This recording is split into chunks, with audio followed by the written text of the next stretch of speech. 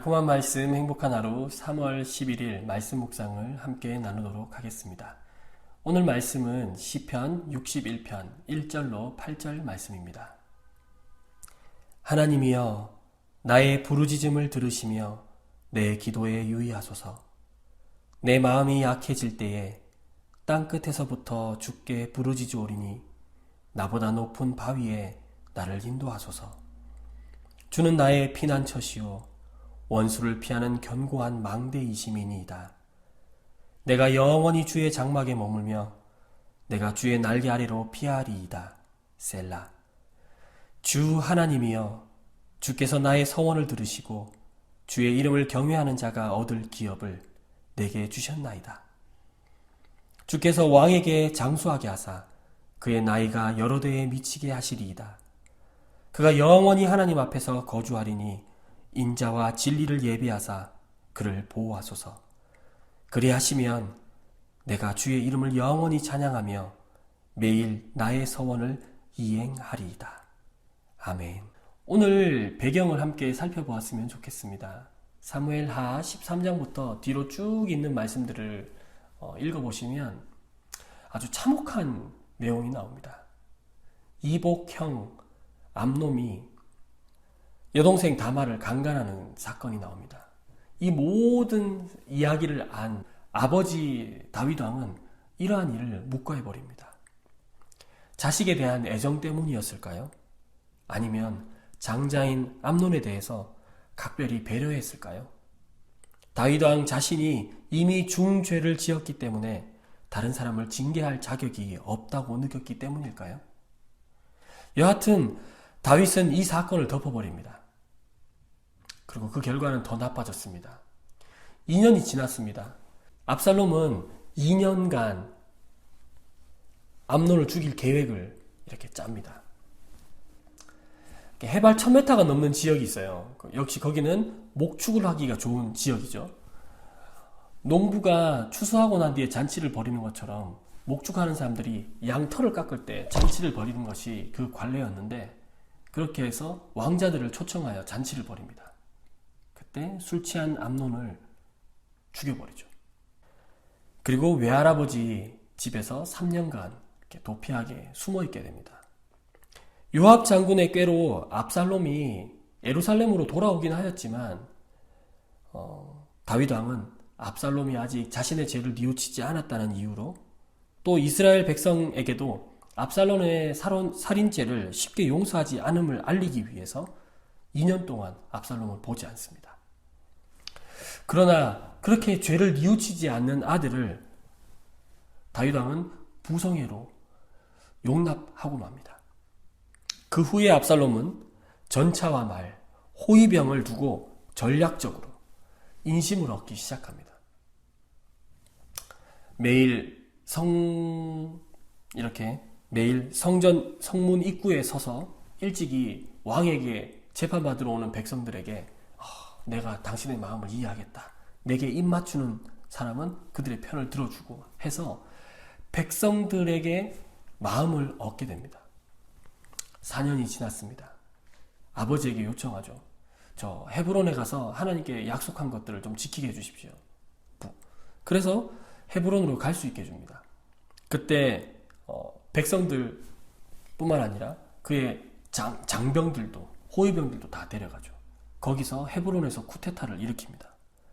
민심이 이미 압살롬에게 기울었고 백성들이 그를 왕으로 삼으려고 한다는 신하의 말에 다윗 왕은 후궁 10명을 남기고 모든 가족을 데리고 도망갑니다.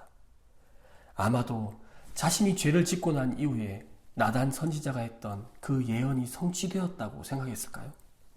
아니면 거룩한 수도 예루살렘이 피로 물들이는 것이 싫었을까요?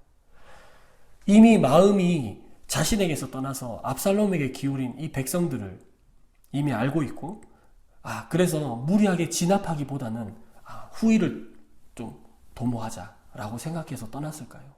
그렇게 떠나게 됩니다. 모든 백성들은 다윗이 이렇게 지나가자 막 소리내서 울었습니다. 그리고 이때 대제사장 사독과 아비아달, 그리고 언약궤를 맨 레위 지파 사람들도 다윗 왕과 함께하고 있었는데요. 다윗 왕은 언약궤를 다시 예루살렘으로 옮겨가십시오 라고 명령합니다. 이렇게 말했습니다. 하나님께서 은혜를 베푸시면 제가 다시 예루살렘을 볼 수 있겠죠. 그리고 언약궤도 볼 수 있겠죠.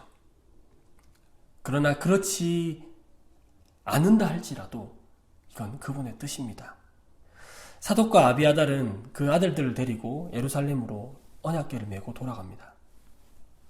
그리고 다윗은 두 손으로 머리를 가리고 울면서 맨발로 감람산으로 올라갑니다. 백성들도 두 손으로 머리를 가리고 감람산으로 올라갑니다. 이렇게 쫓기는 상황 가운데 쓴 시가 바로 시편 61편 1절에서 4절이 되겠습니다. 여러분, 원문을 고려해서 제가 번역한 부분이 있습니다. 그리고 다윗의 심정으로 한번 읽어보도록 하겠습니다. 하나님이여, 저의 울부짖음을 들어주소서. 제가 드리는 기도를 경청하소서. 제 인생 밑바닥에서 제가 주께 부르짖습니다. 제 마음이 낙심될 때에 제가 주께 부르짖습니다. 제가 생각했던 바위보다 더 높은 바위 위로 저를 옮겨주소서. 주는 저의 피난처이시며 원수들을 막기 위해 세운 견고한 망대이십니다. 저는 주의 성막에 영원히 살며 주의 날개 아래로 피하겠습니다. 셀라. 왜냐하면 하나님, 당신은 제가 드린 서원을 들으셨기 때문입니다. 주는 주의 이름을 두려워하는 사람들의 기업을 제게 주셨습니다. 주께서 왕의 날들을 더해 주셔서 많은 세대에 걸쳐 살게 해주셔서 그가 영원히 하나님 앞에 살게 하시고 주의 사랑과 신실하심으로 그를 보호하소서. 그리하시면 제가 주의 이름을 영원히 찬양하며 제가 약속한 것을 날마다 실행하겠습니다. 아멘. 이 시는 다윗이 압살롬에게 쫓기던 중에 하나님의 구원을 호소하는 내용입니다. 그리고 왕권을 회복한 후에 느낀 감사와 찬양을 담은 시입니다. 다윗은 스스로의 힘으로는 절대 헤어날 수 없는 그런 밑바닥과 같은 상황 속에서 기도했습니다. 왜냐하면요, 기도만이 다윗이 할 수 있는 유일한 방법이었기 때문입니다. 하나님은 다윗의 간구를 들어주셨고 다윗이 고난 중에 드린 이 간구와 이 약속을 잊지 않으셨습니다. 다윗은 하나님이 자신이 간구한 것을 들으셨기 때문에 자신도 하나님께 약속한 것을 지키겠다고 고백합니다. 그리고 하나님 앞에 영원히 거할 것과 찬양할 것도 약속합니다. 하나님은 안전한 피난처이십니다. 그리고 견고한 망대이십니다. 하나님은 우리의 부르짖음을 들으시고 우리의 힘들과 어려움 속에서 우리를 지켜주십니다. 여러분, 요즘 나를 위협하고 있고 공격해오고 있는 것들이 무엇입니까? 여러분 감당하기 힘든 일들이 여러분에게 닥치고 있습니까? 그래서 마음이 흔들리고 약해질 대로 약해져 있고 인생 밑바닥이라고 생각하실 때가 있습니까? 그런데 여러분의 그 상황 가운데에서 여러분의 반응은 무엇입니까? 여러분의 해결책은 무엇입니까? 여러분이 생각하는, 여러분이 피할 바위는 무엇입니까? 우리가 생각하는 그 바위보다, 우리가 생각하는 그 보호막보다 더 높은 바위, 하나님은 더 높은 바위, 그리고 하나님은 우리가 생각하는 것보다 더 크신 하나님이시기 때문에 그곳으로 우리를 인도하십니다. 여러분, 이런 상황 가운데 누구에게로 여러분은 피하십니까? 그리고 이러한 상황 가운데 여러분은 누구를 찾으십니까? 여러분, 하나님께 피하고 하나님께 부르짖기 바랍니다. 힘들고 어려웠던 상황이 끝나고 평안이 찾아오면 우리는 쉽게 하나님을 잊어버립니다. 그리고 다시 나로 돌아옵니다. 우리에게 베푸신 은혜를 기억했으면 좋겠습니다. 하나님이 지금까지 우리의 인생 가운데 이렇게 이끌어 오시면서 하나님께서 행하셨던 일들을 기억하셨으면 좋겠습니다. 그리고 이렇게까지 이끌어 오신 하나님께서 앞으로도 우리를 이끌어 가실 거야 라고 믿으십시오. 하나님은 그 신실하심으로 우리를 인도하십니다. 우리 이렇게 선포합시다. 하나님께 피하고 하나님께 부르짖읍시다. 하나님께 피하고 하나님께 부르짖읍시다. 하나님의 도우심을 감사하고 찬양합시다.